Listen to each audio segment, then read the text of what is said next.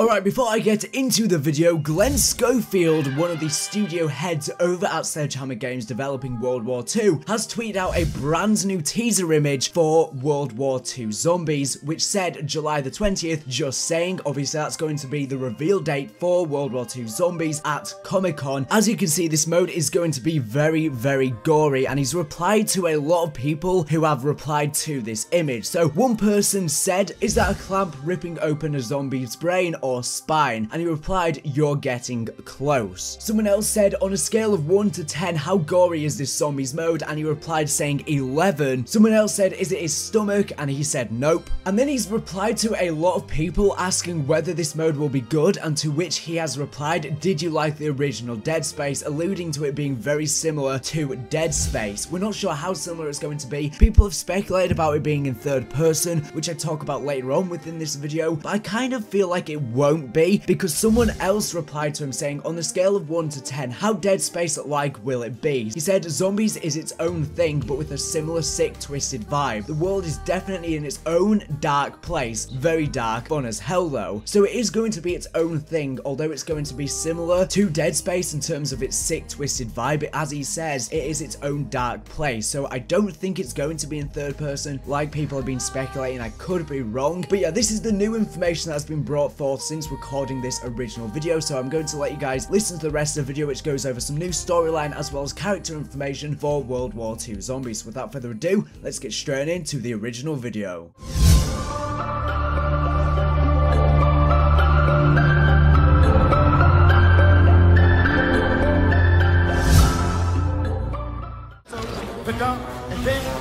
We'll never surrender. Skin boots on a Saturday night.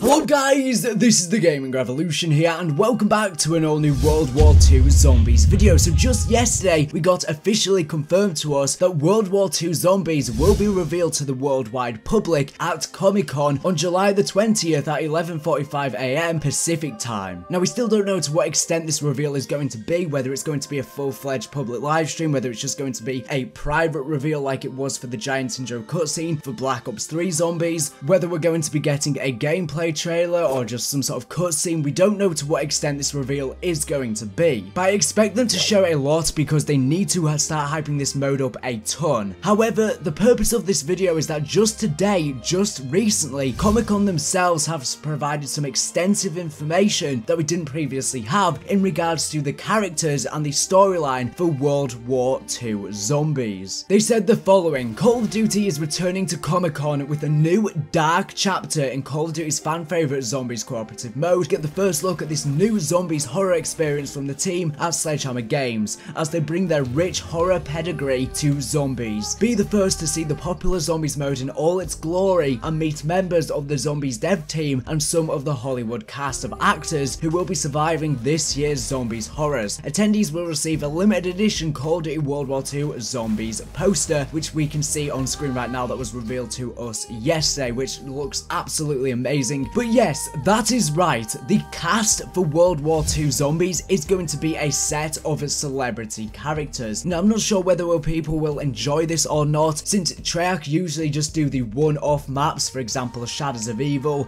Call of the Dead, Mob of the Dead. They do the one-off map every season with the celebrity crew. But Exo Zombies had a full cast of celebrity characters, and I'm not sure how enjoyable that will be for people, since it may be a bit of an over-the-top sort of take on things. Personally, I think this is a good thing. I'm glad that our characters are all going to be Hollywood characters. I know people may think it may get a bit repetitive. They like a more laid-back approach rather than an all-in-your-face Hollywood approach to things, but I think it worked with Exo Zombies. I did like the set of Exo Zombies cast. Well, I pretty much only liked Oz, but he sort of carries the rest of the cast for me in terms of the storyline, and I think that this is going to be a good thing from their standpoint. Now, we don't know too much about World War II Zombies storyline. We don't know too much about the mode in general. general. We know that it's going to be a very horror styled mode. We know that it's going to be taking the Dead Space theme, which could mean that it's in third person. We're not really sure at the moment. I hope it's not in third person. I hope they take a first person approach, but we don't really know. There's been speculation about it not even being a standard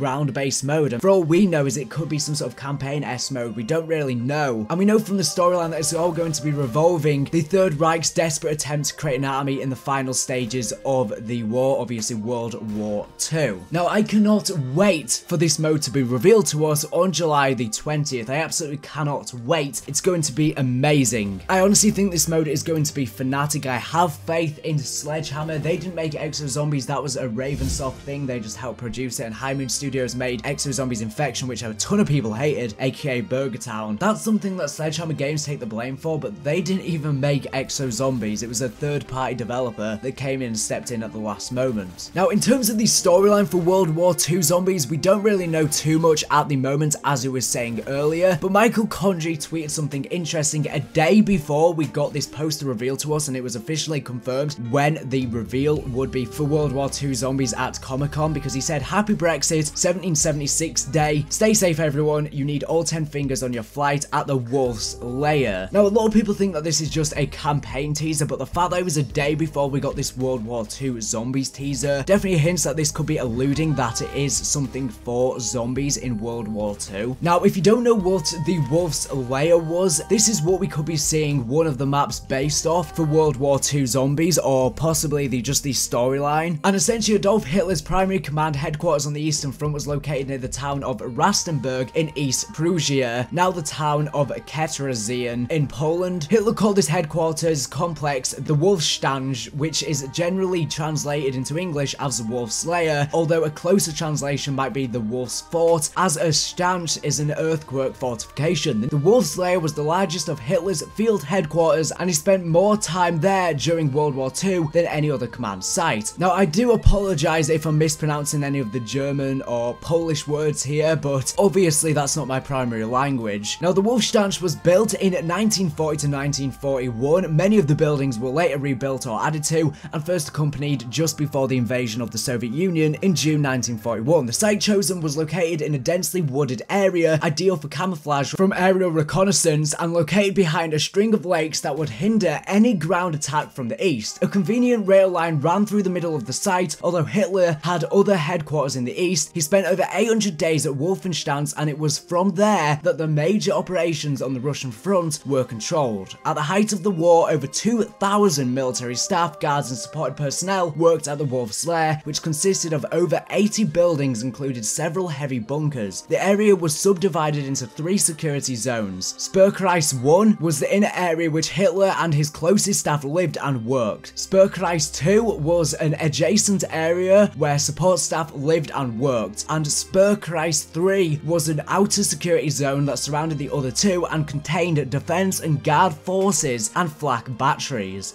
A minecraft of some 50,000 landmines and anti-personnel mines surrounded the entire area. As the Soviet army approached the area in late November 1944, the site was abandoned, and the buildings and bunkers were blown up by the retreating Germans on the 24th to the 25th of January 1945. In addition to the main Wolfenstein headquarters area, there were other nearby bunker sites for the SS Chief Heinrich Himmler, Luftwaffe Chief Hermann Göring, these are some weird names, I do apologize if I'm just sounding stupid pronouncing these, and other Nazi leaders, as well as staff from the Army High Command. Now, this could very well where we're going to be seeing possibly the first map or one of the maps in the future based off of, and I think that this would be a perfect setting for World War II Zombies and its storyline. Now, obviously ages ago we got the dossier website, which I made a whole video on when it was revealed to us, but this was a secret website that details some World War II Zombies information, and we got this one image over here, and this image was of a young man, Raphael. Now, this portrait is a painting in oil on panel, probably from 1513 to 1514 by the Italian High Renaissance old master painter and architect Raffaello Sanzio da Urbino, better known simply as Raphael. The painting was stolen by the Nazis from Poland. Many historians regard it as the most important painting missing since World War II. The subject's identity is unverified, but many scholars have traditionally regarded it as Raphael's self-portrait. The facial features are perceived by specialists as compatible with, if not clearly identical identical to the only undoubted self-portrait by Raphael in his fresco The School of Athens at the Vatican, identified as such as Vasari. Now, at the onset of the Nazi invasion of Poland in 1939, then family patriarch Prince Augustine rescued numerous pieces from the Kozachi Museum, including the portrait of a young man, Leonardo's Lady with an Ermine, and a Rembrandt masterpiece. The collection was hidden at a residence in Sinaia, but was later discovered by the Gestapo, working for Hans Frank, Hitler's appointee, as the governor of the general government. From the collection, these 3 paintings decorated Frank's residence in Krakow before they were then sent to Berlin and Dresden to become part of the Führer's own collection at the Linz, arranged by Hitler's plenipotentiary Dr. Poss. In January 1945, Frank brought the paintings back from Germany to Krakow for his own use at the Royal Warwick Castle. This is where Portrait of a Young Man was last seen when the Germans evacuated from Krakow later that month ahead of the Soviet offense. Frank took the paintings himself with him to Silesia and then to his own villa. The Americans arrested Frank on March the 3rd, 1945, pending trial for extensive war crimes. He was then executed in 1946. The Polish representative at the Allies Commission for the Retrieval of Works of Art located some of the paintings stolen by him and claimed then on behalf of the museum. However, Portrait of a Young Man and 843 other artifacts were missing from the storage. In her book on Nazi plunder, Lynn H. Nicholas suggested that if the paintings were to reappear today, it would be worth in excess of $100 million US.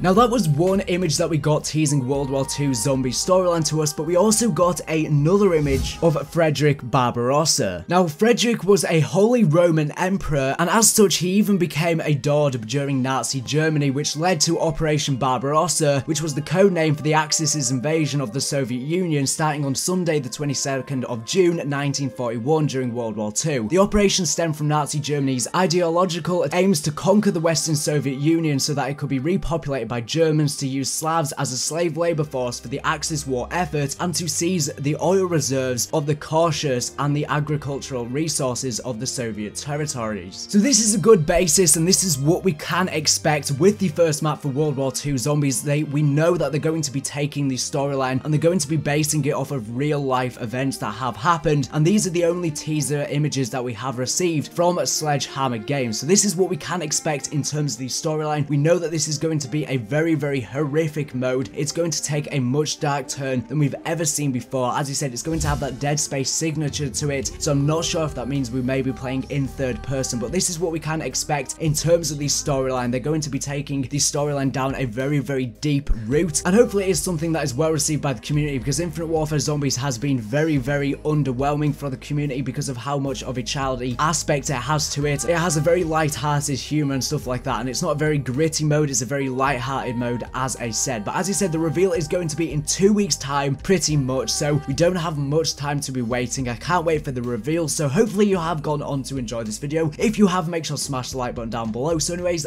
thank you for watching the video. Make sure to subscribe if you're not for the latest and greatest Black Ops 3 Zombies news information, World War II Zombies news information, and Infinite Warfare Zombies news information. So anyways, thank you for watching, and bye.